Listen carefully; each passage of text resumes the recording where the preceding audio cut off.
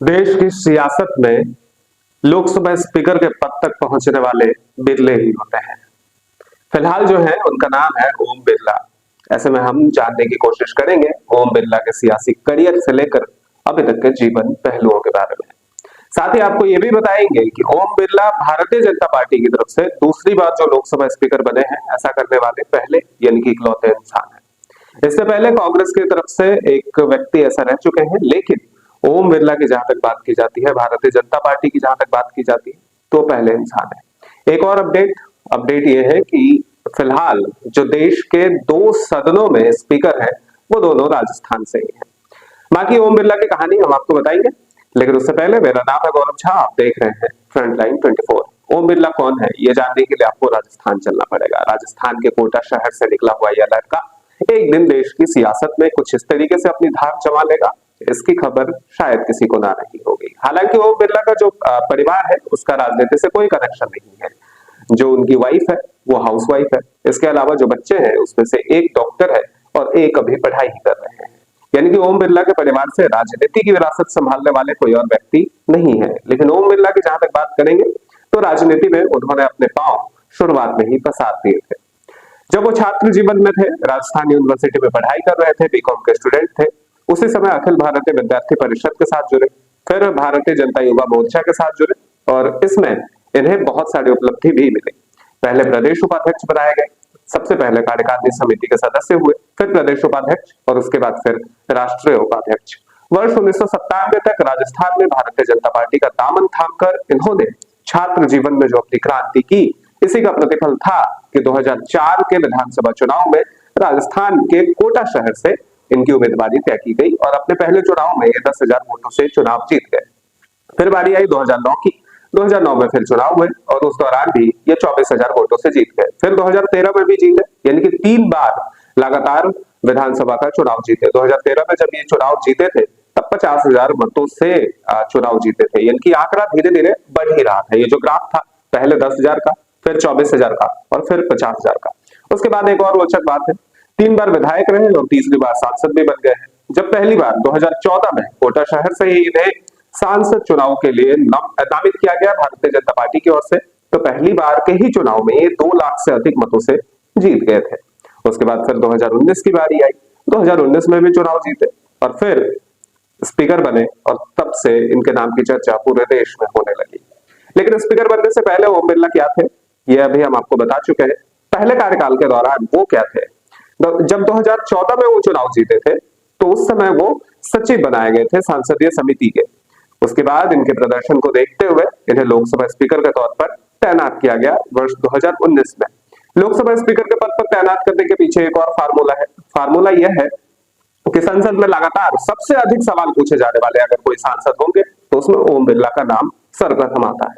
हालांकि बिहार के मधुबनी के हुकुमदेव नारायण यादव भी वर्ष 2019 के आसपास हुआ करते थे, 2018 के आसपास हुआ करते थे, लेकिन ओम बिरला कंटिन्यू 3 साल तक सबसे ज्यादा सवाल पूछे जाने वाले सांसद बने। उसके बाद क्या हुआ, फिर भारतीय जनता पार्टी ने विचार किया और विचार में 4+1 का फार्मूला लिया 2019 के दौरान। 4+1 कहने का मतलब यह है कि राजस्थान से 4 मंत्री और 1 स्पीकर पद। वही फार्मूला इस बार भी तय किया गया है जब 2024 के नतीजे आए हैं। हालांकि इस बार जो स्पीकर बने हैं इसमें सियासी उठापटक ज्यादा थी। पहले चंद्रबाबू नायडू की पार्टी टीडीपी कह रही थी कि उन्हें स्पीकर का पद चाहिए, लेकिन लास्ट में चंद्रबाबू नायडू ने फिर ये माना कि उन्हें अपने राज्य से कर्ज मुक्त करना है और अपने राज्य को एक बेहतर राज्य के तौर पर स्थापित करना है। ऐसे में उन्होंने केंद्र से हजारों करोड़ रुपए का पैकेज मांगा, कुछ कुछ सुविधाएं मांगी और केंद्र ने उसमें हामी भर दी। फिर उन्होंने स्पीकर पद का जो लोभ है वो छोड़ दिया। नीतीश कुमार स्पीकर पद चाह नहीं रहे थे, ना ही उनकी कोई ऐसी दावेदारी थी, तो फिर ये भारतीय जनता पार्टी के खाते में आ गई और ओम बिरला ने जो एक्शन लिया था वर्ष 2019 के दौरान, उसे देखते हुए उन्हें लगातार दूसरी बार स्पीकर बनाया गया है। एक और बात, दूसरी बार स्पीकर बनने वाले भारतीय जनता पार्टी की ओर से ये पहले व्यक्ति हैं, ऐसा हम आपको पहले बता ही चुके हैं। अब स्पीकर बनने के बाद इन्होंने क्या क्या कारनामे किए, इस पर भी एक बारीक नजर रखेंगे। सबसे पहले कहानी ये होती है कि पंजाब के सांसद हुआ करते थे उस समय भगवंत मान, जो कि अभी सीएम है, चीफ मिनिस्टर, आम आदमी पार्टी के नेता है। एक बार की बात है, वो ऐसे ही अपना अभिभाषण दे रहे थे, संसद में सत्र चल रहा था और उस दौरान वो अपने मूल मुद्दे से भटकते हुए दूसरे मुद्दे पर चले गए। ओम बिरला ने उन्हें टोका और कहा कि मैं पढ़ा लिखा व्यक्ति हूं जो आपके सामने बैठा हुआ हूं, आप ऐसे करके लोगों को गुमराह नहीं कर सकते। और यदि आपको किसी और टॉपिक पर बोलना है तो उसके लिए पहले आपको मेरे से परमिशन लेनी पड़ेगी। इसके साथ ही ओम बिरला के नाम पर एक और कीर्तिमान दर्ज है। 146 सांसदों को सस्पेंड करने वाले ओम बिरला ही एकमात्र इंसान है।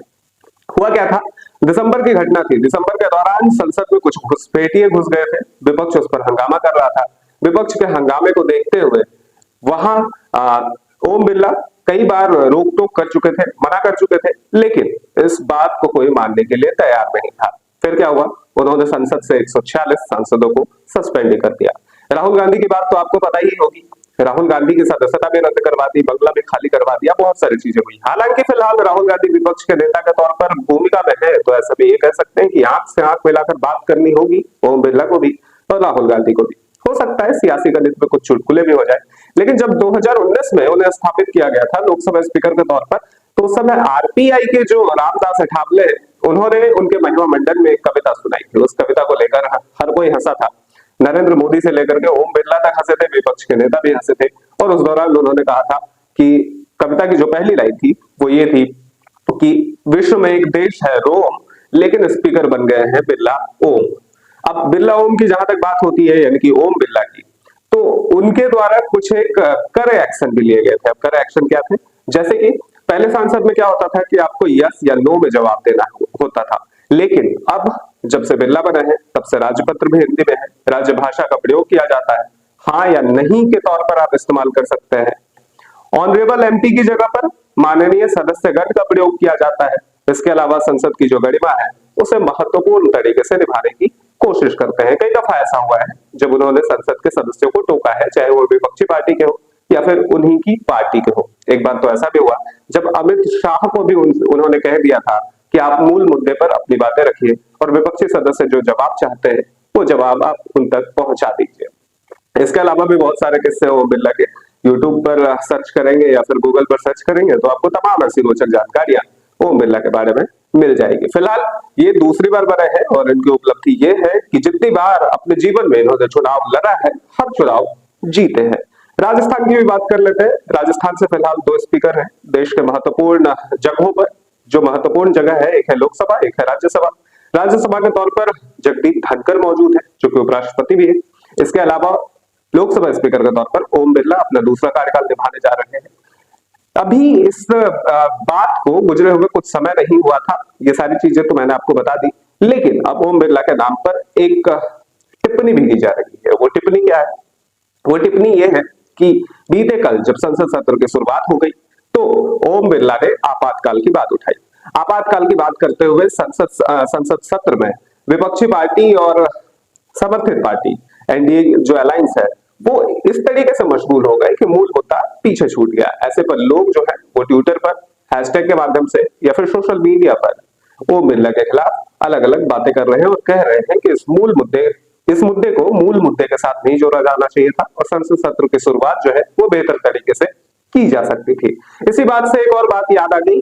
वो बात ये थी कि एक बार ऐसा ही कुछ हुआ था जब 146 सांसदों को उन्होंने सस्पेंड कर दिया था। ट्विटर पर उनके खिलाफ एक मुहिम छेड़ा गया। विपक्ष के नेता जो है वो अपनी बातें करने लगे और उनके खिलाफ हैशटैग का इस्तेमाल के साथ साथ 160, 200, 300 वर्ड्स में अलग अलग शब्द लिखे जाने लगे। इस बात से ओम बिरला काफी खासे नाराज हो गए थे और उन्होंने कहा था कि आप सियासत में हमारे परिवार को या फिर हमारी उस पीढ़ी को लेकर के नहीं आए जिन चीजों की चर्चा नहीं करनी चाहिए। इसके अलावा भी बहुत सारे किस्से हैं। एक और किस्सा याद आ रहा है। किस्सा यह है कि हेमंत बेनीवाल एक बार बात कर रहे थे। बात करने के दौरान उन्होंने अपनी निजी समस्या बताने की कोशिश की संसद में। इस पर उन्होंने ओम बिरला ने जवाब दिया कि आप अपनी निजी समस्या लेकर मेरे चैम्बर में आ जाइए, लेकिन सदन में मत आइए। और भी कई तरह की कहानी है ओम बिरला की। उम्मीद है आपको ये वीडियो पसंद आई होगी। ऐसे ही तमाम रोचक जानकारियां देखने के लिए देखते रहिएगा। अपना चैनल है आपका फ्रंटलाइन 24।